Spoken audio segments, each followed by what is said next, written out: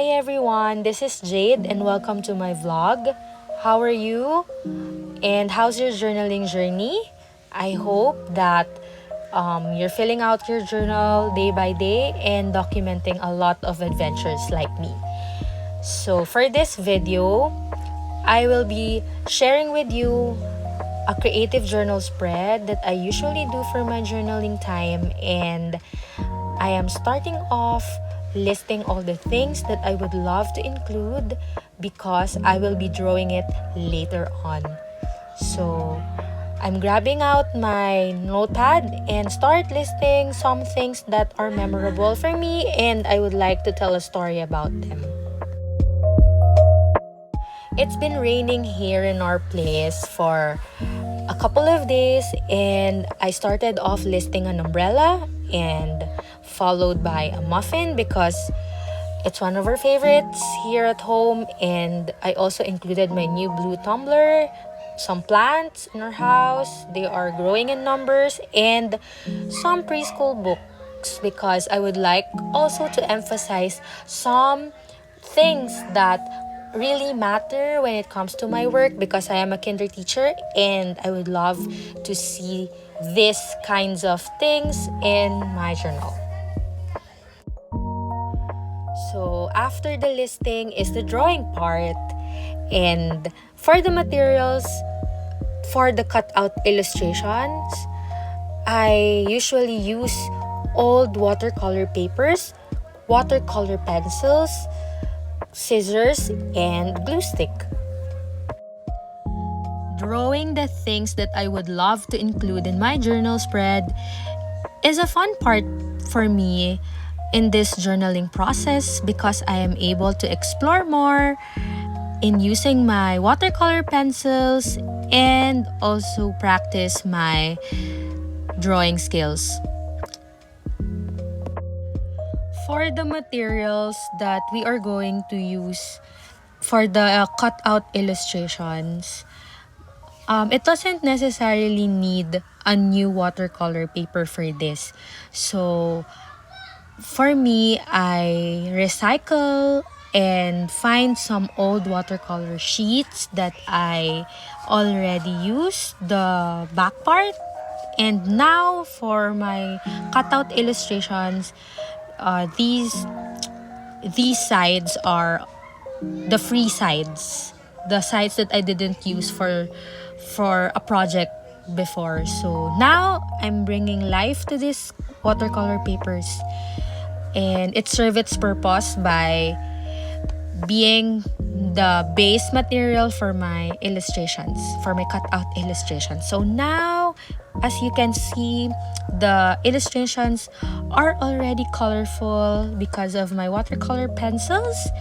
So this is really fun because I can see so much colors, and I also like the magic that watercolor pencils bring in my work.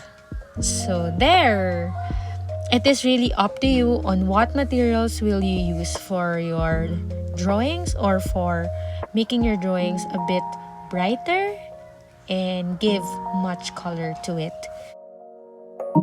For this process, it doesn't necessarily need a watercolor pencil or a watercolor, but if you have other art materials at home that are available, you can also use that and make your work colorful and fun to look at.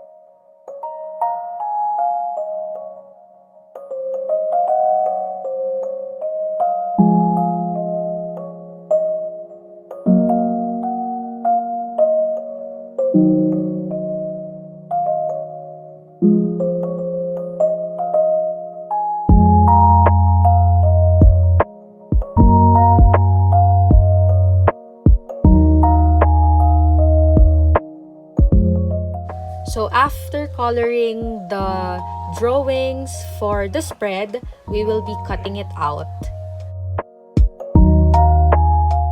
So after cutting all the drawings that I would love to include in my journal spread, so here they are. They're so cute. I love them.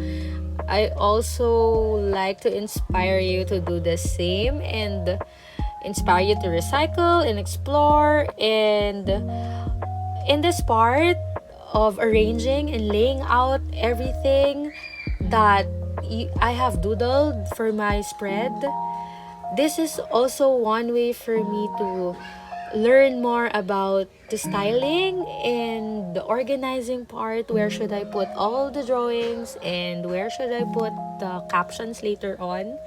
But yeah, this is not so technical because whatever that you feel that is good for your spread, or whatever that makes you happy and feel contented about the spread is really fine. There's no rule about this, and you may also add a lot of doodles and use your markers or anything that would make your spread fun to look at and be creative enough. So just squeeze it in.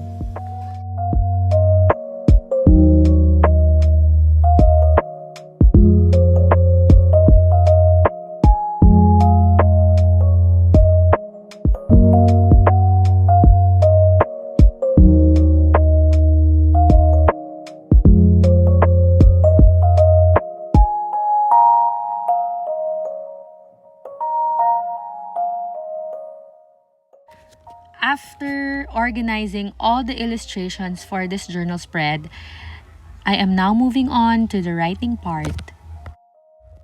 So this is the part where I usually write the title or the label of the spread, like Happy Things Today, and then I also include the date. And after that, I start writing the story behind all the objects or the things that I included in this journal.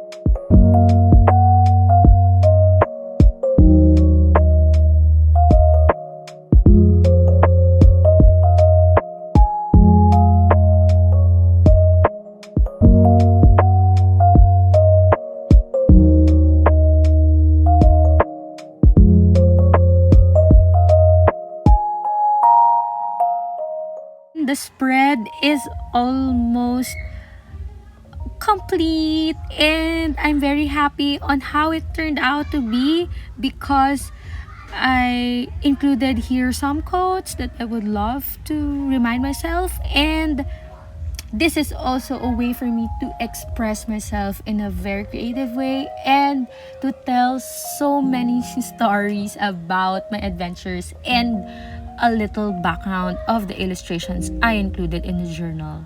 I hope you had fun watching this video, and please do tag me if you also did the same spread or you did some cutout illustrations that would add up to your journal spread. So thank you again, guys, and I hope you had a great time watching. Please do like and subscribe, and see you on my next video. Bye!